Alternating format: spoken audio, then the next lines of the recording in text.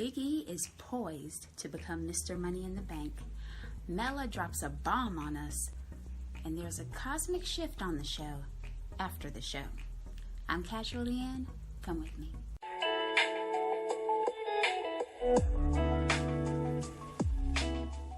Segment 1 begins with Kayla and Pat McAfee.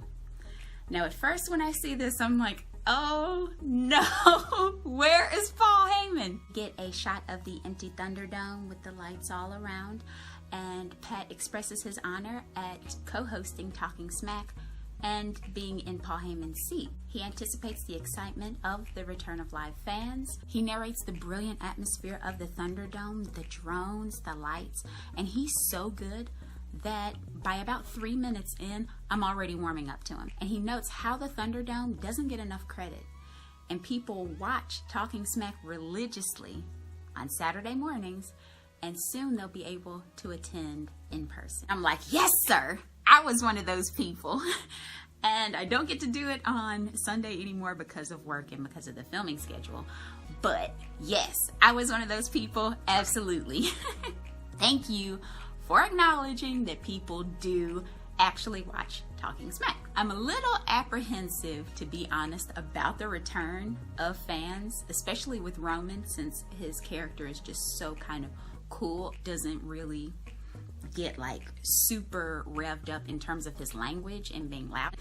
But I am sure that the return of the fans is going to be absolutely great. They discuss, of course, the return of Edge and him attacking Roman Reigns. In this moment, Pat kind of demonstrates the fans' excitement, like we live it through him, because he's talking about like from the opening line of Edge's theme on this day, he was going nuts. Just a quick, just momentary aside, can we talk about how dope these earrings are that Kayla has on? I mean, they're like golden katana fans, like framing her face. Oh my goodness, I loved them. Just a quick aside. They also discuss how WrestleMania was ended. Pat is bringing this up. Edge was beaten. And Paul talks about it all the time, right? The most declaratively, devastatingly, deleteriously, dastardly, and all of that, all those $5 Ds. Pin in history. He was stacked and so forth. But Pat observes that now that Edge has contemplated that, how it actually ended, how he was defeated, he's reappeared. And boy, did he retaliate. Let me know down in the comments what you actually thought about Edge's return. It was absolutely crazy. So they go on to converse about the coronation of Shinsuke Nakamura and how entertaining it is to watch Pat McAfee actually react to them. And he cites that he and Baron Corbin actually go way back, but that once he saw this combination of Shinsuke Nakamura and Rick Boogs, he was just taken in. He couldn't, quote, remain loyal. I am telling you, Mr. McAfee, I am riding in the same imperial yacht as you are. Long live King Shinsuke, the king of strong style, master of the Kinshasa. Segment 2 is with Carmella, only the self-proclaimed most beautiful woman in the WWE, not the actual most beautiful woman. Pat is the one to welcome us back, and Carmella is to his left, our right, with an entire team. A hairstylist, makeup artist, glass of champagne, and a phone poised to take a selfie.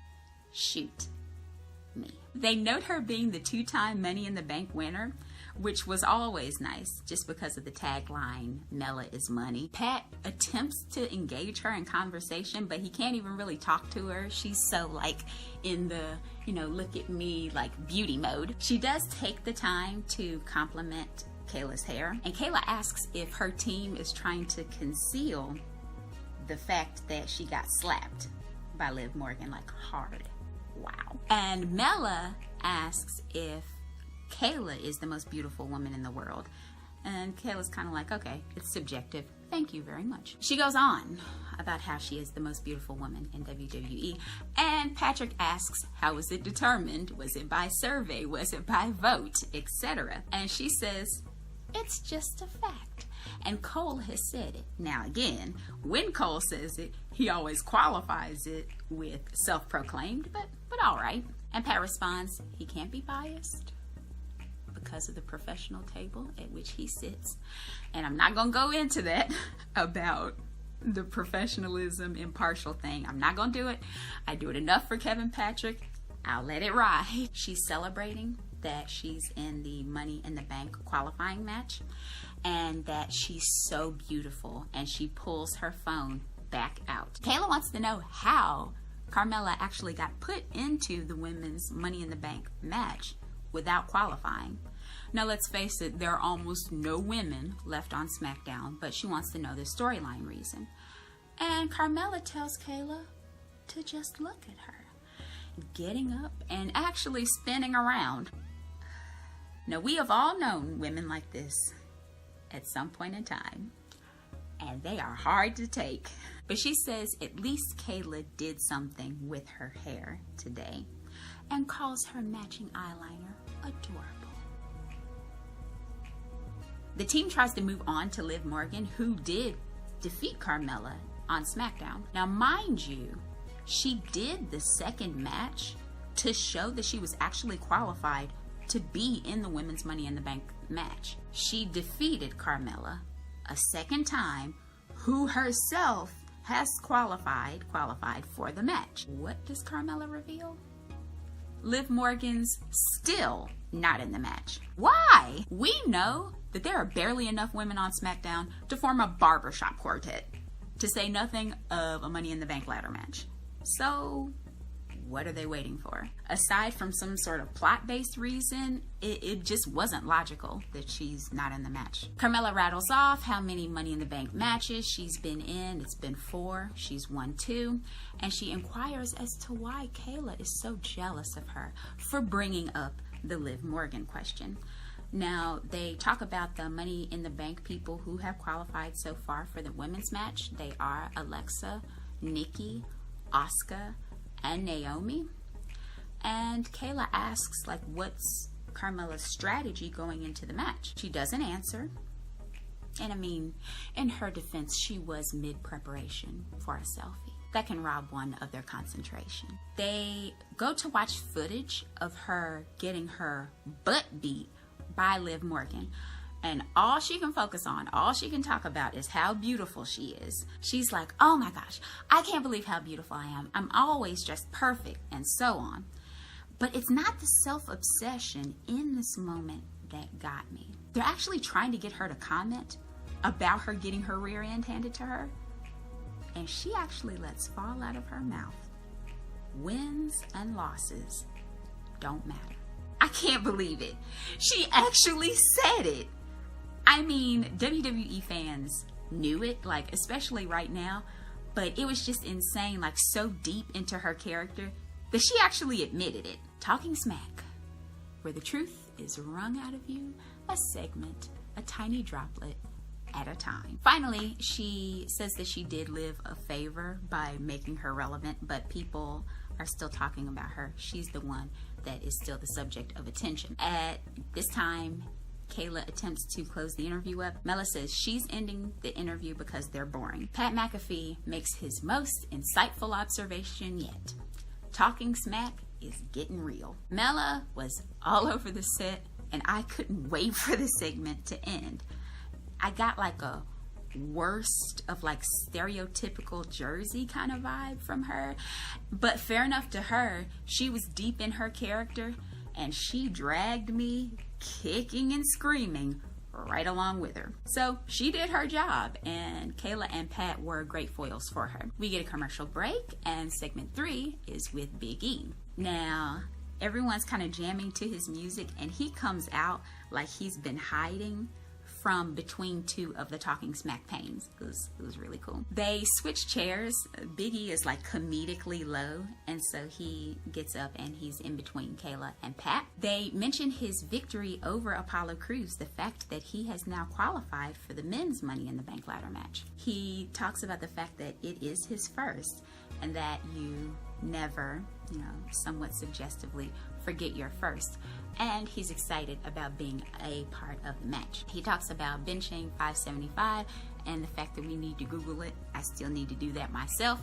And says, he did some things, underplaying it a whole lot, which usually means that you obliterated something. If anyone has seen that video of him benching 575, tell us down in the comments what it was actually like. They ask him, how does this win feel? And he acknowledges it as a chance to restart after he lost his baby. He calls it his girl, his lady. He even used to strap her in the seat and head north.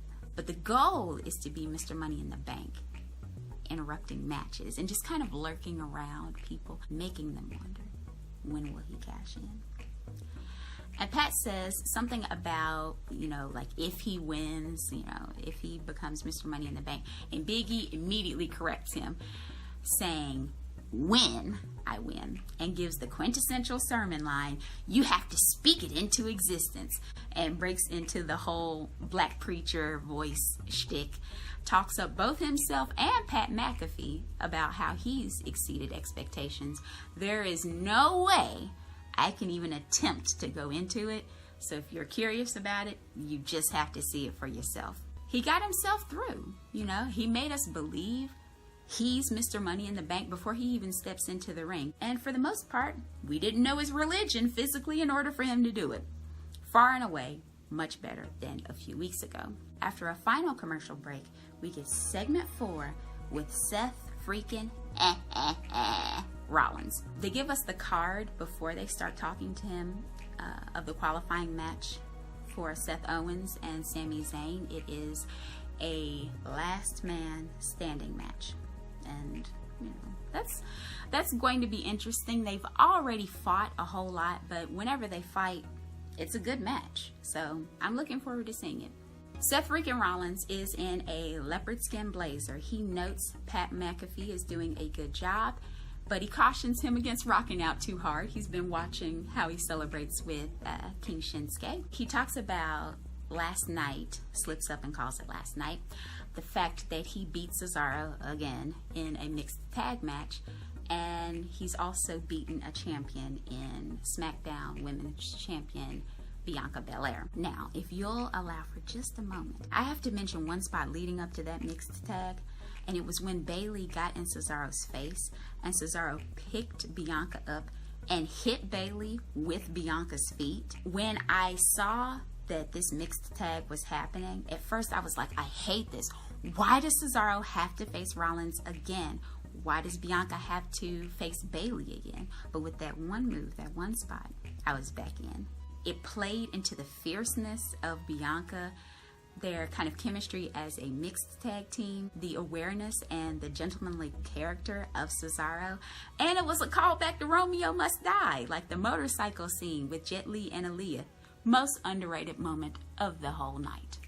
Sorry about the diversion there. I just had to say that. They ask about Seth Rollins and the fact that, considering that he'd asked Adam Pearce and Sonya Deville about challenging Roman for the Universal title, now that Edge had returned, was he worried?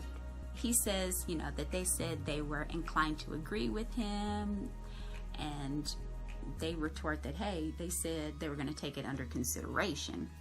But they have to keep in mind, Rollins says, that when talking to him, Seth Rollins, who is important, that means yes. Mid-sentence, while he is talking, Kayla says she's getting something. She touches her earpiece, and it's that the cameras were still rolling.